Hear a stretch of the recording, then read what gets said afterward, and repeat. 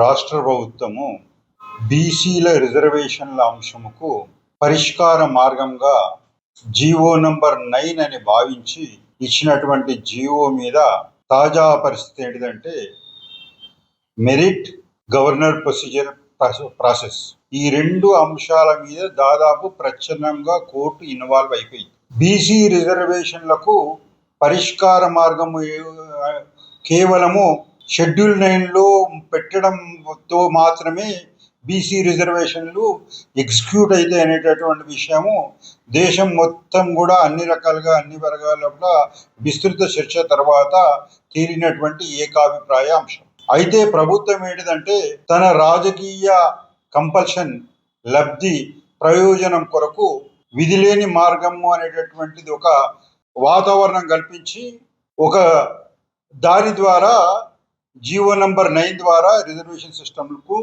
Enter అయింది. అయితే ఇక్కడ ఏంటిదంటే జీవోల ద్వారా బీసీ రిజర్వేషన్ల పెంపు ఈ దేశంలో ఇప్పటి వరకు కూడా సాధ్యపడలేదు. అయినా ప్రభుత్వము ఒక అడుగు తీసుకొచ్చింది. ప్రభుత్వంకు ఉన్నటువంటి ఈ అంశం మీద ఉన్న రక్ష కవచం ఏంటిదంటే ఎంపెరికల్ డేటా.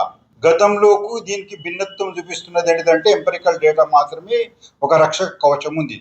అయితే వీళ్ళు ఈరోజు ఇది అన్ని తెలిసినట్టు కూడా ఈ మార్గం ఎంచుకోవడానికి ఏంటిదంటే కారణము రాజకీయ ప్రయోజనాలను నెరవేర్చుకోవడంలో కూడా భాగంగా వాళ్ళు ఏంటిదంటే ఎలక్షన్ కమిషన్ అనేటటువంటి ఒక రాజ్యాంగ ప్రోటోకాల్ విభాగం లోపల కోర్టులు ఇంటర్ఫియర్ కాలేవు అనేటటువంటి ఒక దుడ్డి మార్గం అనేటటువంటిది ఎంచుకుంది.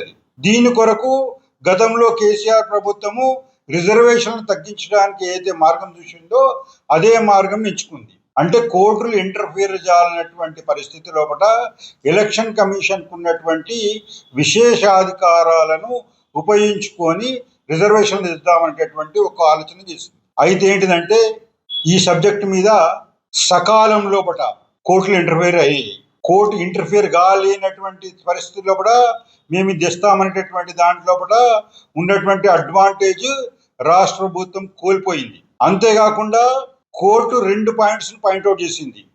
ఒకటి, మెరిట్ ప్రకారమే మేము డెసిషన్ తీసుకుంటామని చెప్పేసి నోటిఫికేషన్ రిలీజ్ చేసినా కానీ మేము మెరిట్ ప్రకారం మాత్రమే రిజర్వేషన్ అంశం మీద నిర్ణయం తీసుకుంటామనేటటువంటి ఒక సంకేతం ఇచ్చింది.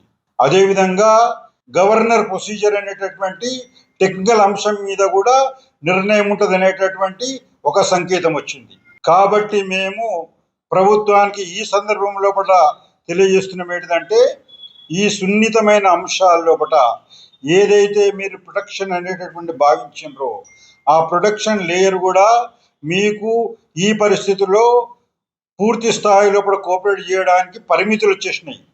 కాబట్టి 42% రిజర్వేషన్స్ అనేటటువంటి అంశం ఏతుందో మీరు తీసుకున్న మార్గం అనేటటువంటిది ఇప్పుడు త్రిశంకు స్వర్గం లోపల వేలాడేటటువంటి పరిస్థితికి వచ్చింది. కాబట్టి ఇప్పటికైనా కానీ ఇందులో కూడా మీకున్నటువంటి ఒక అడ్వాంటేజ్ ఏంటిదంటే కోర్టు గవర్నర్ ప్రొసీజర్ అనేటటువంటి పాయింట్ను ఐడెంటిఫై చేసింది. కాబట్టి మీకు సెప్టెంబర్ 30 అనేటటువంటి డెడ్లైన్ బార్డర్ అనేటటువంటిది ఆటోమేటిక్గా ఎగిరిపోయింది. కాబట్టి మీరు 30 లోపల ఎలక్షన్ చేయాలనేటువంటి రూల్కు మీకు ఒక అవకాశం దొరికింది.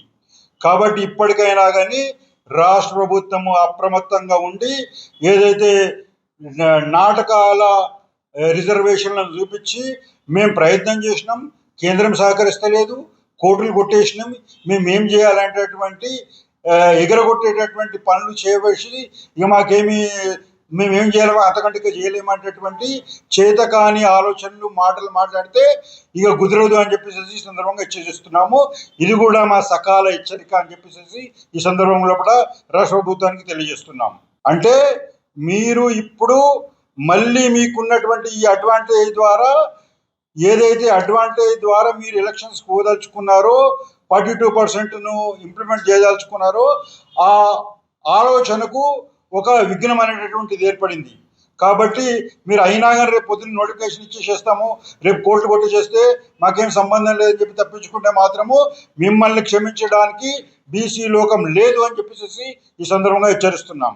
అదేవిధంగా మేము మొదటి నుంచి చెప్తున్నాం ఏంటిదంటే మీకు స్థానిక సంస్థల ఎన్నికలు అనేటటువంటి ఈ అంశం వివాదాస్పదం చేసి దానికంటే ఎంతో ముఖ్యమైనటువంటి విద్యా ఉద్యోగాల లోపల 42% అనేటటువంటిది ముందుకు అడగలేయకుండా చేసినటువంటి ఒక పరిస్థితికి బాధ్యత వహించేటటువంటి ప్రమాదం ఉందని చెప్పేసి ఈ సందర్భంగా హెచ్చరిస్తున్నాం.